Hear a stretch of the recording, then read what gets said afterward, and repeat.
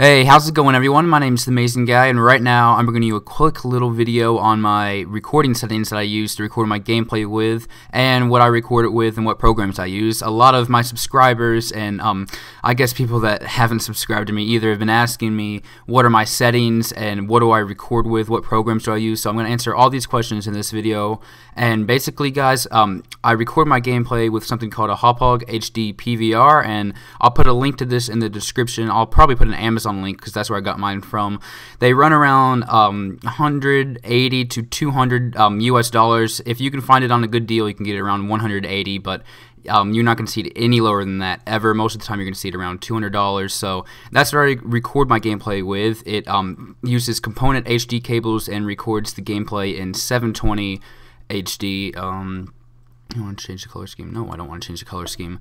But what I was saying is that it records it in 720p HD, 720 pixels HD. So it's a really good for your money. It records it the best quality you can basically get for YouTube. If you look at machinima directors and partners that record gameplay, they all use the Hauppauge HD PVR, and maybe a rare few will use something called the Blackmagic Intensity Pro, but that is an internal capture card that you use for your computer, and is a little bit better quality than the Hauppauge, but it's barely noticeable difference, and it slows down your computer a lot more. And the Hauppauge is external, and it's easier to use. You can transport it places, so that's why most people use that one instead of the Blackmagic. But let's not waste any more time on that, guys. I'm going to go ahead and show you some of my settings. So this is the capture model for the ArcSoft Total Media Extreme, which is a program that comes with a Hauppauge, and it comes for Windows, and I'm pretty sure it comes for Mac. I don't know if it does or not, but I would assume so, because a lot of people record with Macs that use Hauppauge. So I'm not sure about that one, guys. I might research that after I get finished recording it. No, I don't want to change the color scheme to improve my performance. I don't have time to read the dialog box. Alright, so I'm going to go ahead and show you the device settings in this first, if my computer will load it. It's been being a little bit slow today. I've been working on just somebody's background that I might be making, they might be using. So there it is. It loads here, and basically when you get it, all of these are going to be on just like in the center, and I have these set to these numbers, and you can you can pause the video and you can copy down these. It's not really that big of a deal, but that's what I use to those are my settings for like brightness and contrast and stuff like that. So that's what I use for that.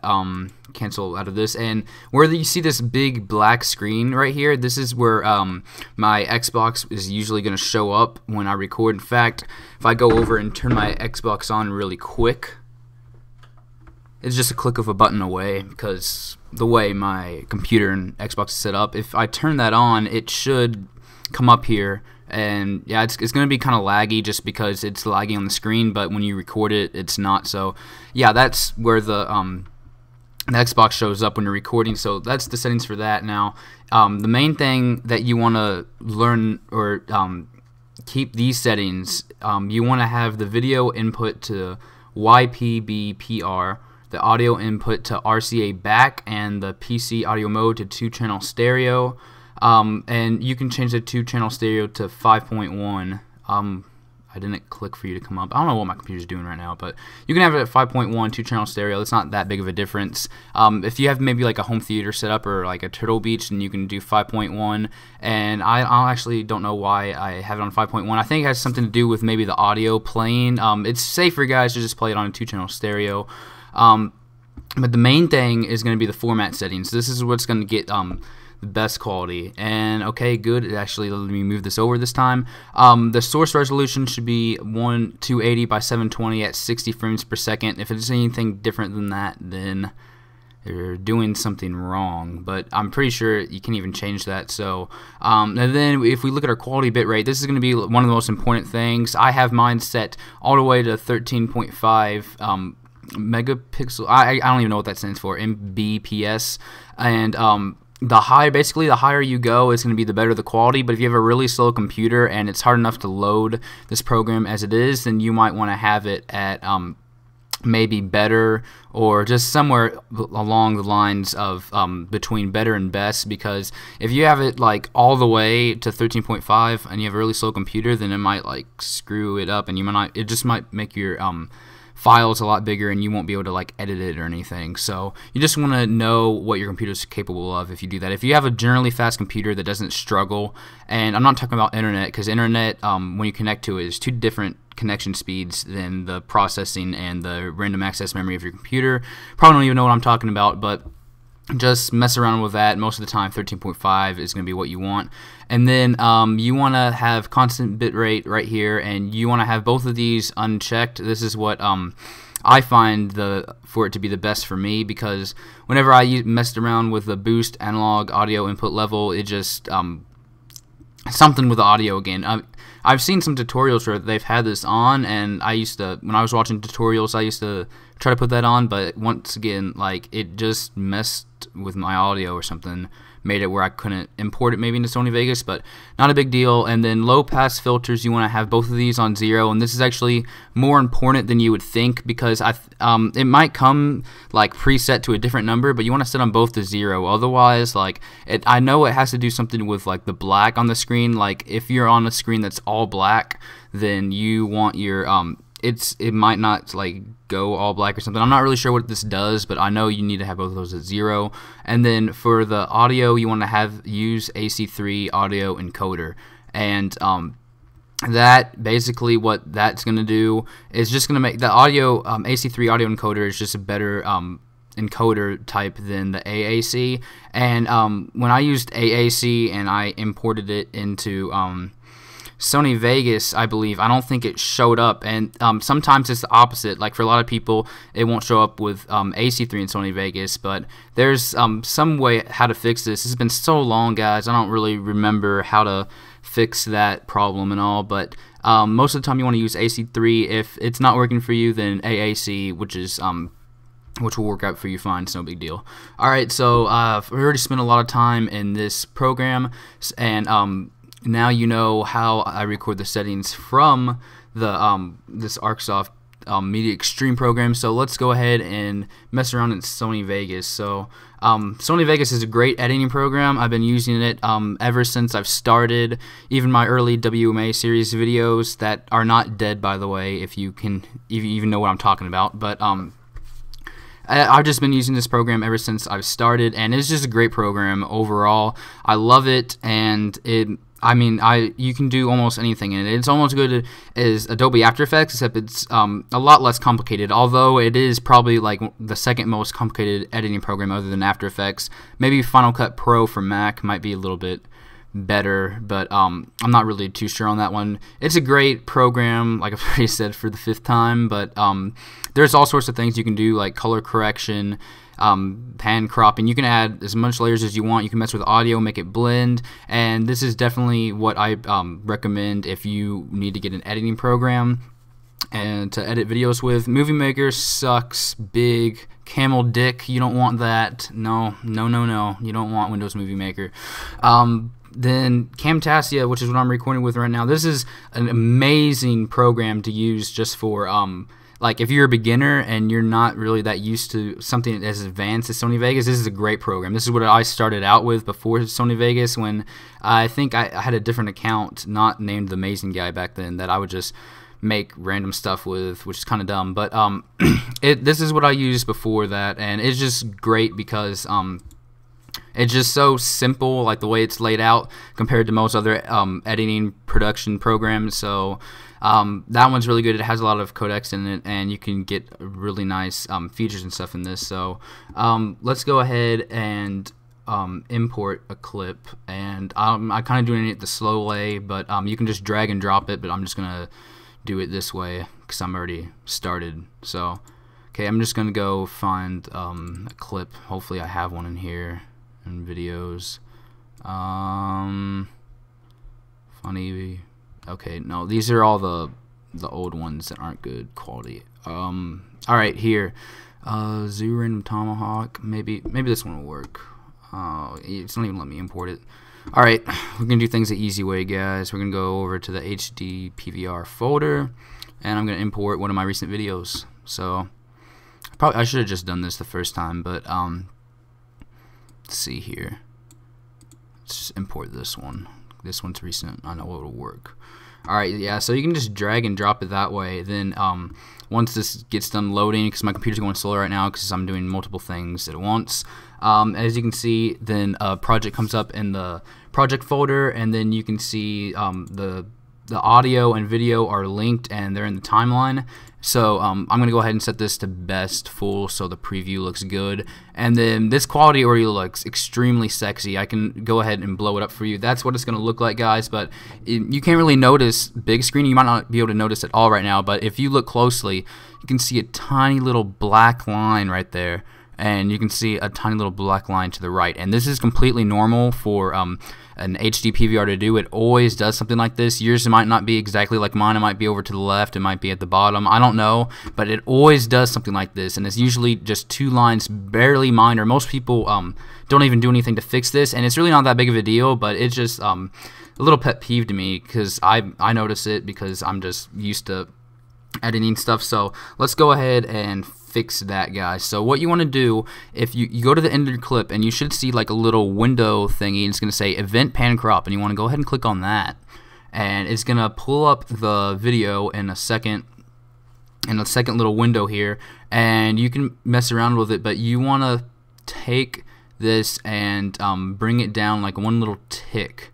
And I don't know if you can see that, but you just mess around with it. You see now the little black lines over there, and just keep messing around with it till you get it where you can't see any more black lines. It actually might take a while, and I think that's close enough. But guys, I'm gonna go ahead and delete that keyframe, or let's just edit undo pan crop. That should fix it. Okay, let me delete this keyframe really fast.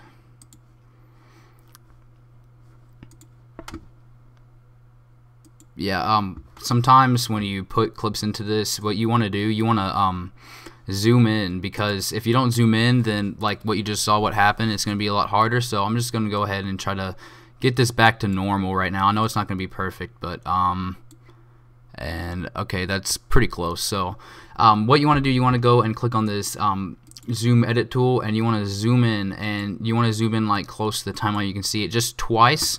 So you take this and you just put it where it's not showing any black anymore. Then go ahead and right click to zoom out, and then yeah, where you can see it. Then zoom over to the other side, and go ahead and click this tool again, and just take it where no more black, and then just keep repeating that on each side. So I only have these 2 sides left, and that one already looks pretty good, but just gonna go ahead and make a minor adjustment to it, and then we can try to do it to this one and keep going. And right there you can see that there's nothing left, no black lines on either side. So that's what you're going to be aiming for, guys, and that takes it away. And you want to make sure, as you can see here, this is the keyframe that I just did, and you want to go ahead and delete the first keyframe and make this the only keyframe in there. Otherwise it's going to be like barely moving, like the picture's going to be barely moving throughout the video, and you don't want that. So once you have that done, it's perfect. You can go ahead and click the save preset button, and you can name it what you want, and that's going to make you be able to just always go to the drop down menu. And I saved, the one I use is COD 4. The HD PVR one was supposed to be the same thing, except I messed up a little bit on it, but you can save it as whatever you want, and then click on it. And once you click on it, you can just click on it every single time you open Sony Vegas. It's saved in there, so you don't have to go through that extraneous process every time you go through there. So that's pretty good.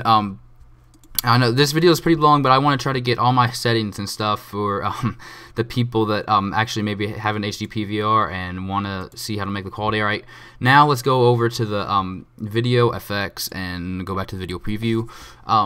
And now what I like to do, I like to add color curves and color correction. Now the color correction is extremely important because when you import a clip into Sony Vegas, it's gonna actually make it to the studio RGB color rather than the computer RGB. So what you want to do to fix that is that you go to color correction under the video FX tab and you click studio RGB to computer RGB, drag it onto the clip, and then from there, once it loads, it's gonna make you'll see a big difference once it loads here. It's almost done, and yeah, if you saw that, it makes a huge difference when you drop that on there. I can untick it. You see, it makes the contrast ratio a lot better. Add some more shadows, but if you want it to look even better, go over to color curves and drag reset to none on there, and it loads. And what you want to do, there's two little dots right there. I don't know if you can see them on the screen, but you want to go and click on the dot, and you want to drag that